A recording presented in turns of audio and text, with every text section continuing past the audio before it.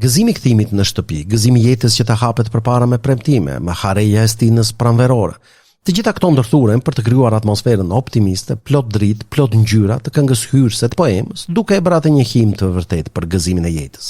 Nga ana tjetër, kjo këngë hyrëse nuk i shpëton klishes të hyrjes të gjitha poemave klasike që nga Homeri e këtej. E pra le të shohim të gjitha me radhë për të kuptuar rëndësinë e saj në tërësinë e gjithë poemës Milosao. Natyra për romantikët ishte më e madhe, ajo tek e cila gjenin qetësi dhe strehë, prej së cilës frymëzoheshin, të cilën e adhuronin në madhështinë e saj. Dhe në ka diçka madhështore në këtë këngë është pikërisht mënyra se si jepet natyra në 3 vargjet e para. Bota kishte ndëruar lisa, ujri në det kaltëronte në ditën e re.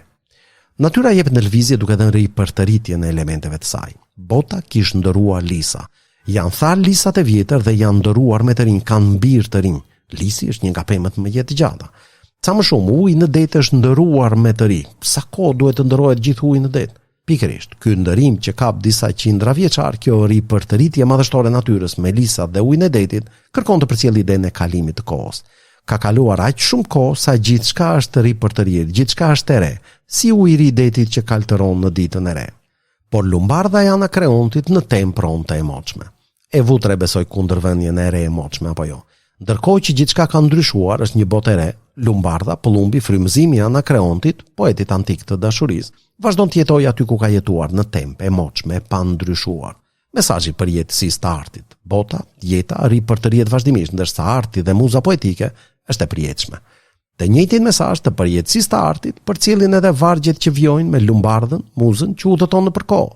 Ndui një ditë vatet e mali, e sukthye si e kish zakon. Por në këtë udhëtim në kohë, ndërsa qenia njerëzore, bota, jeta ndryshon vazhdimisht duke kaluar dimra me të borë, verra të nxehta, luftra, tallaze, muza, frymëzimi poetik, është po ajo e njëjta, sepse kalon pa u prekur prej tyre, veç që atë se tha u bora, se për gjaku hesht za. Sa do dimra e luftra të kalojnë, poezia mbetet po ajo sepse është e përjetshme. Besoj na bën përshtypje këtu dhe na duket çike pa zakon për zgjedhja e lumbardhës e pëllumbit për të simbolizuar frymëzimin poetik, sepse ne sot jemi mësuar me një simbolik tjetër të pëllumbit, ta shohim atë si simbol të paqes apo jo. Në fakt, për poetin antik Anakreontin, pëllumbi ishte ai që çonte letrat e tij të dashurisë, të cilat ja lidhte në këmbë. Pra ishte mesazheri, postieri, bartësi i dashurisë. Në një farë mënyrë përfaqësonte muzën, frymëzimin e dashurisë, më saktë muzën, frymëzimin e poezisë të dashurisë, me që flasim për një poet.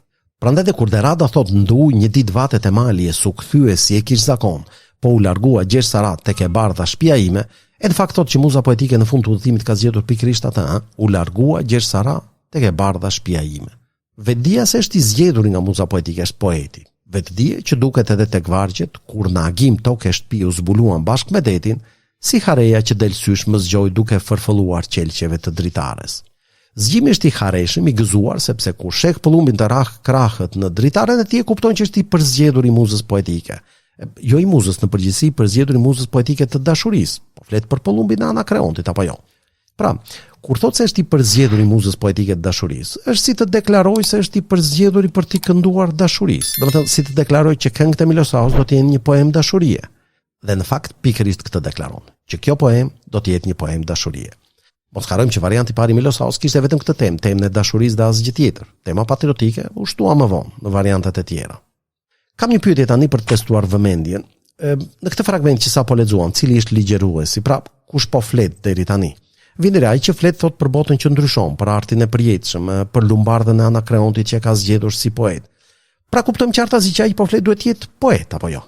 E pra Milosao nuk është poet, është i riu, i bukur, i romantiku, është i dashuruar, i luftëtari, por jo poeti. Pra nuk është ai që flet.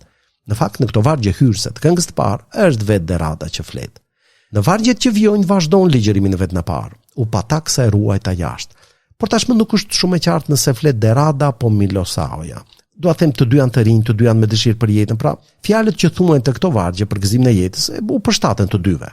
Derisa arrim te vargjet dheut huaja herë ndërtime motra kisha arritur, ku jemi të sigurt që po flet Milosaoja sepse sipas subjektit është ky që kthehet nga jashtë nga Selaniku në qytetin e vet në Shkodër. Ky alternim ligjëruesisht nuk është i pazakontë për poetët romantik. E kemi parë edhe tek Naim Frashëri, Fyeli, nëse ju kujtohet.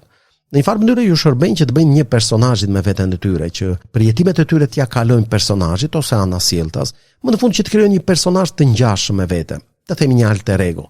Dhe nëse flasim për alter ego, Milosavlja është shembulli tipik I këtij fenomeni. Biri sundimtarit të Shkodrës që dashurohet me një vajzë të popullit, njësoj si Derada, pinjolli familjes me traditë qindra vjeçare të radhenjve, dashurohet me të binë e pariut të fshatit.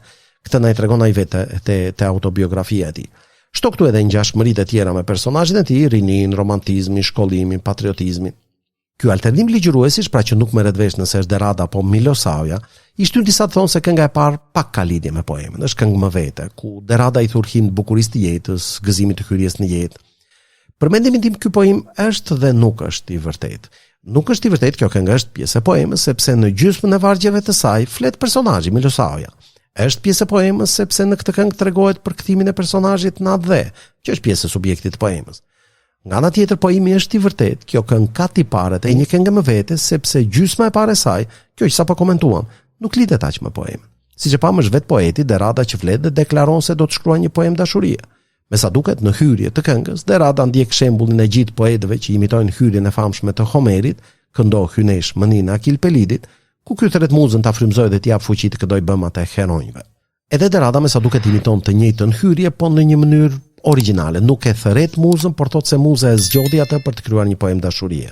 Lumbardha e Anakreontit u largua gjersarat tek e bardha shtëpia ime dhe më zgjoi duke fërfëlluar qelqeve të dritarës. Dhe pas hyrjes klasike me thirrje në thonjza të muzës, Derada njësoj si Homeri vijon me rrëfimin e poemës tij. Domthoni ajo e Homerit është hyrje tipike për poemat epike dhe kjo që po shkruan Derada nuk është epike. E po ndoshta prandaj ngjason me atë hyrje, por duke qenë ndryshme origjinale, siç e pam me muzën që e zgjedh.